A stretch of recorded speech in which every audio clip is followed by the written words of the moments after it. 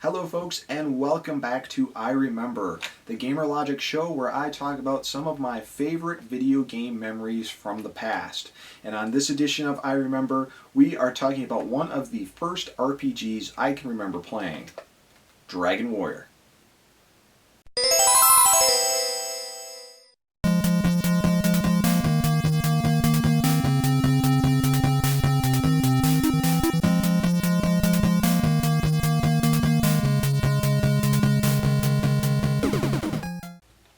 Dragon Warrior on the NES. I can probably most definitely say that this was the first RPG I played, or it's the first one that I can remember spending a whole bunch of time on back in the late 80s and the 90s as a kid. When this first got in my hands, I wanted nothing to do with it. You know why? Because I thought it was this game. Evil Highlight. Ugh. So I take it back. This was one of the first RPGs I played. At least it was one of the first I played on the Nintendo Entertainment System. And if you watch Angry Video Game Nerd or you see game reviews about this thing, you'll know that this game is pretty freaking awful. But what is the characteristics about this game that I thought made it the same game as Dragon Warrior? Well, if you look on the cover here, we got a dude, he's a warrior, and he's fighting a dragon. Well, what do you have on the cover of Dragon Warrior? You got a dude who's a warrior, and he's fighting a dragon.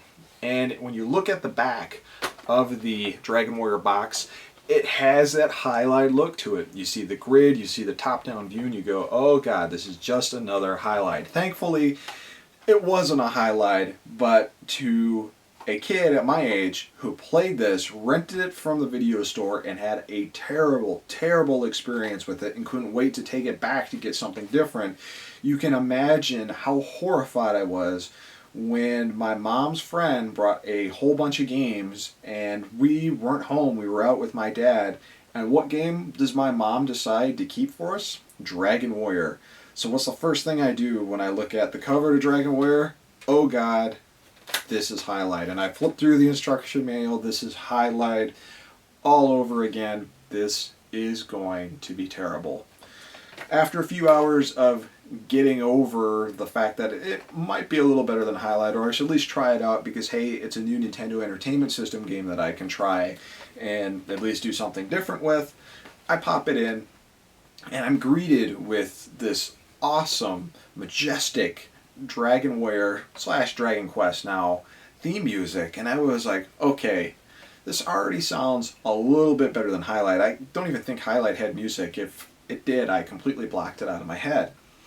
But I start going through and I name my character and I select my text speed, and this is very foreign to a kid at my age. I mean, I was still pretty young. I was 6, 7, 8 years old maybe. And I'd never quite seen anything like this, and my reading comprehension skills were getting there, but they weren't perfect. And firing the game up, the first thing I start seeing is I'm in front of this king, and I'm this warrior, and this text box pops up, and he starts saying, "Thou art," and "thee," and all this other stuff. And I'm like, what in the hell does that mean? Like, what is that stuff? Like, this language doesn't make much sense to me. I mean, there's words here that make perfect sense to me, but what is this? So I remember going to my parents and asking them, what are these words? What is a thou? What is a thigh? And they were like, oh, well, that's kind of like Shakespearean English or the King James version of the Bible. So I started realizing, like, oh, okay, there's different English dialect, like old-time English or modern English, like all those differences. So that was something I learned right off the bat from Dragon Quest, and the game definitely helped me just read more. I mean, I was reading magazines and everything at that point, but this was a very text-heavy game with the menu commands and everything else, so it did help improve my reading comprehension skills, which is awesome. But experiencing the game for the first time and talking to all the townspeople and figuring out how to get down the stairs, because you have to hit the menu command and do stairs, going through and going to town for the first time and hearing that town music and being like, okay, what is this? I can talk to all these different people. oh, okay, this is kind of like Castlevania 2 because I played that at that point in time in terms of going to shops and picking up equipment and all this different stuff and torches and herbs and all these different things and what are their uses for? What can I do? What can I cannot do? And then going outside the castle and outside the town and being like, oh, okay, this is a little bit like Zelda, a little bit of like Zelda 2 Adventure of Link. And your first battle comes up. And if you played it back then, it was either a slime or a red slime or I think it was a Drakey. And hopefully, if you were lucky, you won your first battle. And you did the commands correctly and you chose to fight and you didn't miss and you didn't get killed. But I think the first fight I had, I just got walloped by this slime and I died and I was like, oh man, that's it. Like this is going to be like Highlight again. But no, here I am by the king and he says, you know, you shouldn't have died and I'm going to take half your money and, you know, can continue your quest. I'll give you another chance. So I was like, oh, okay, cool. This never ends. It's not like Highlight. So that's where I started learning about the fight systems in RPGs and how you could fight and how you could run. And every once in a while you would get these special attacks that would do a critical hit that would do just tons of damage. And it was tense, you know, the music is playing and you're watching your hit points go down and you're not sure how hard the enemy's going to hit you or if you're going to miss and just all this stuff to a kid at my age. This was pretty amazing. I was pretty blown away by it. And then learning, you know, the experience point system, like, okay, so if I beat a bunch of enemies so many times, then my stats get up and I get more points to attack and I get more hit points and I start getting these things called magic spells. And of course I knew what a spell was, but with these spells I can heal and I can do this spell called Hurt. Like, it's just so very, very different. And even though I ran into in different games, like again, Zelda 2 The Adventure of Link brought in all that stuff, you know, the overview map, all the different spells and stuff you could use, but the battle system was just so different and it amazed me at the time. And I'll never forget, because I was homeschooled still at this point. You know, I'd finish doing my schoolwork for the day, and I would just fire up Dragon Warrior and build up levels and build up levels and build up levels and finally go across a bridge and get my ass kicked in. Okay, I need to build up more gold. I need better armor. I need a better sword. This club just isn't cutting it for me.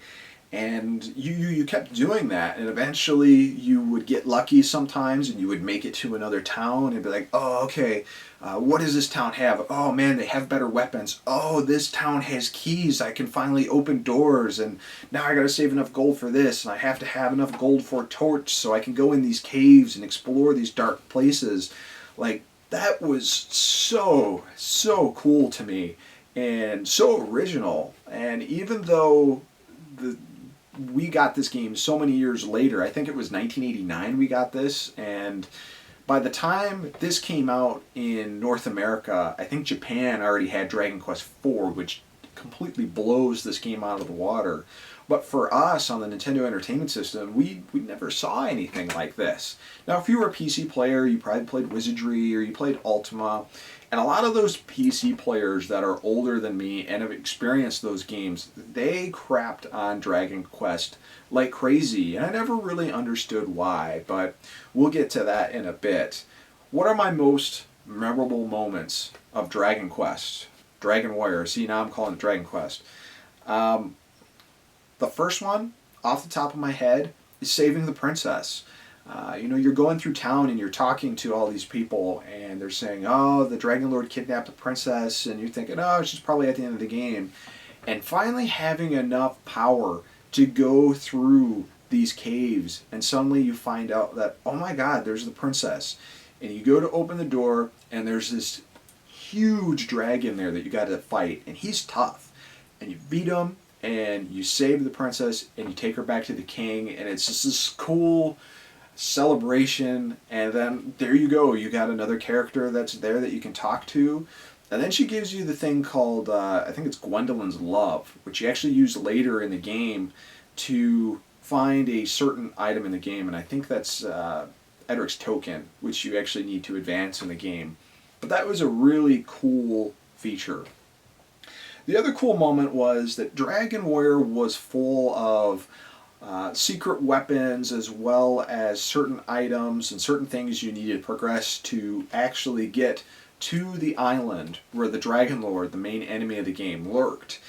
And for my age, that was tough. It was really, really tough trying to figure out how to get those items and what you do to get them and where you go to get them, because the townspeople weren't always helpful, and my comprehension at that point probably wasn't where it would be at, say, today to hunt something down. So what did I do? Well, Dragon Warrior, along with Maniac Mansion and a few other games, was one of the first games that I wrote a letter to the Nintendo Power game counselors. And how cool was this, getting to work on a typewriter and write out stuff and give it to my parents, and my parents would go, no, this isn't correct, you didn't say this correctly. So here I am at a pretty young age trying to explain where I'm stuck at.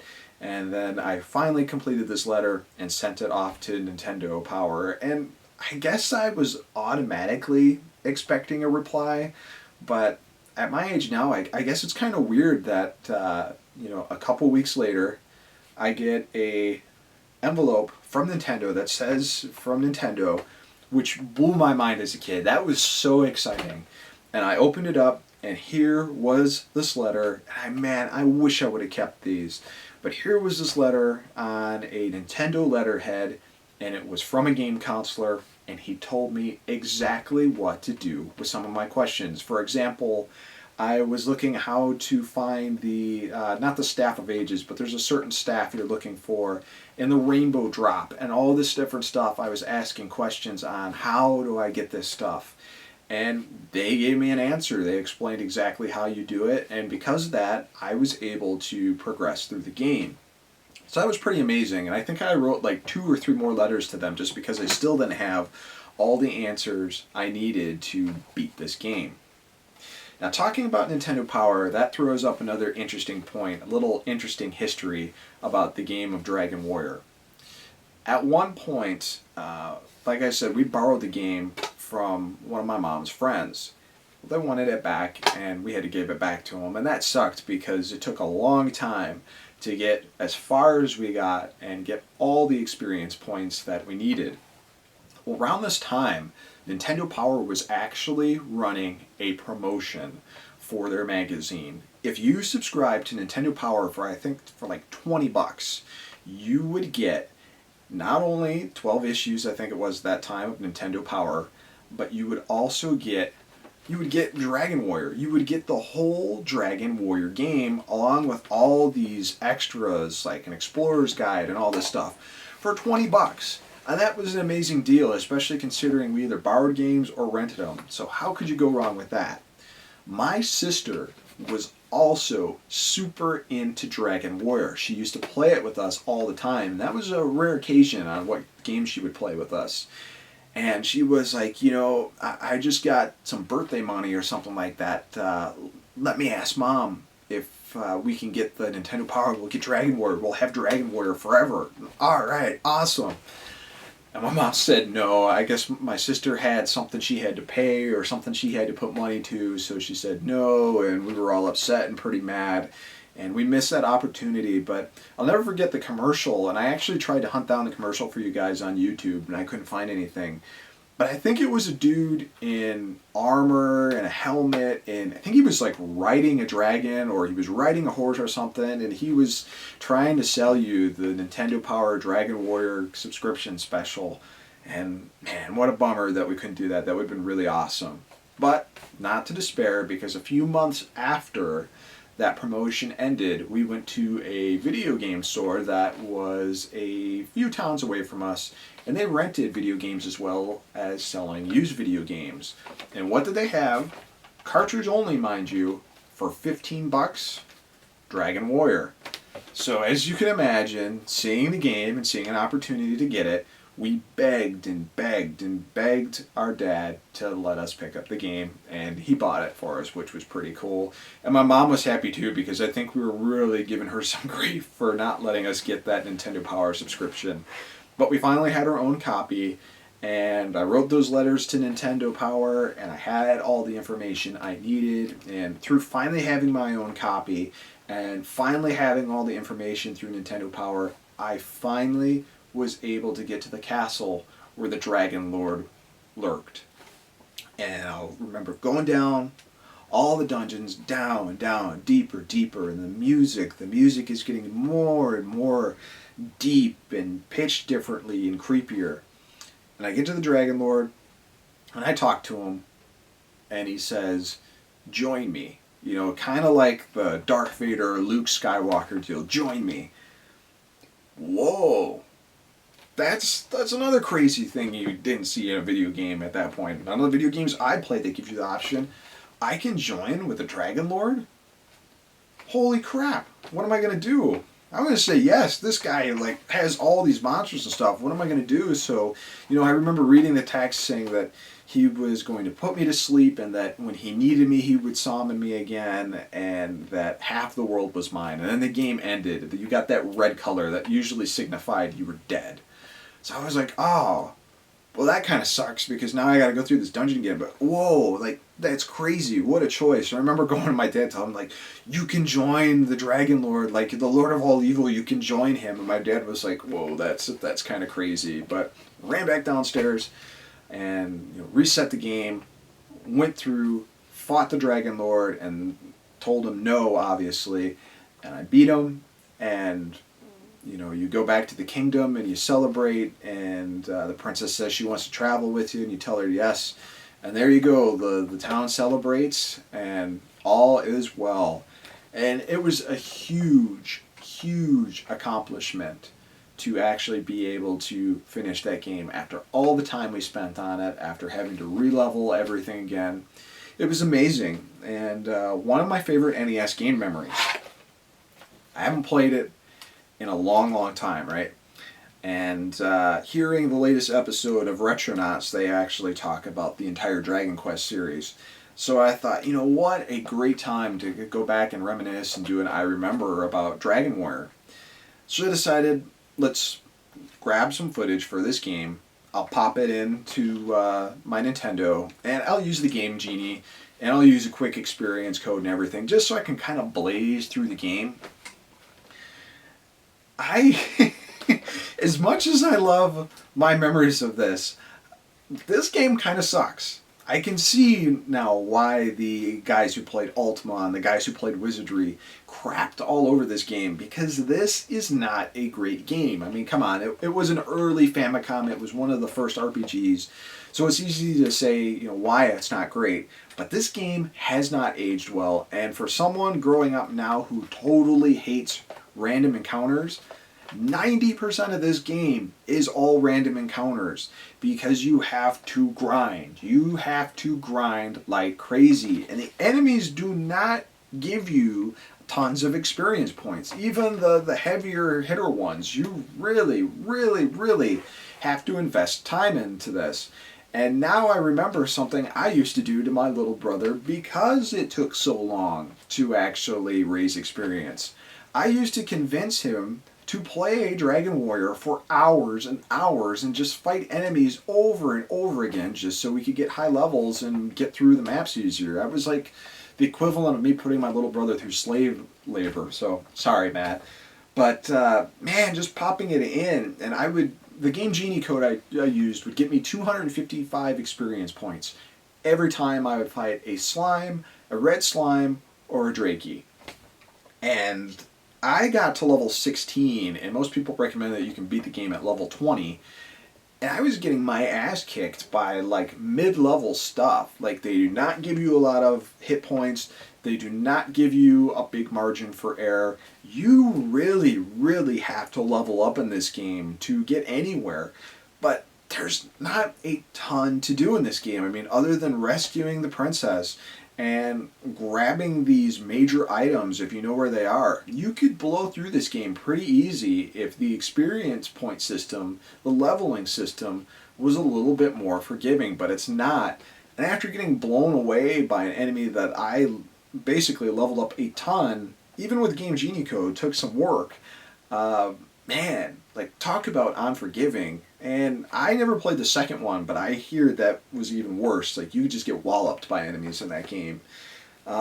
So, like, I wanted to have all this footage of me showing you guys, like, the princess when you rescue her, and the choice to show, like, when you can tell the dragon lord no, and I was like, I can't play this anymore. Like, this, I'm not sitting here grinding and grinding and grinding. Like, God, thank God for the Game Genie. Otherwise, I wouldn't be able to get probably half the footage that I got. It would just be me getting decimated by enemies just trying to show you guys the countryside. So, in terms of Dragon Warrior, for me, nostalgia-wise, awesome.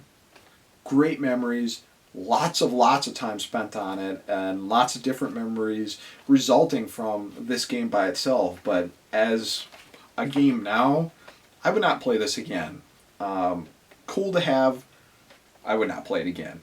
So it's just kind of weird how nostalgia works like that. The game seems so fun to me prior to playing it again today. So that's all I have for this episode of I Remember, guys. I hope you enjoyed it, and I'd love to hear some of your thoughts about Dragon Warrior.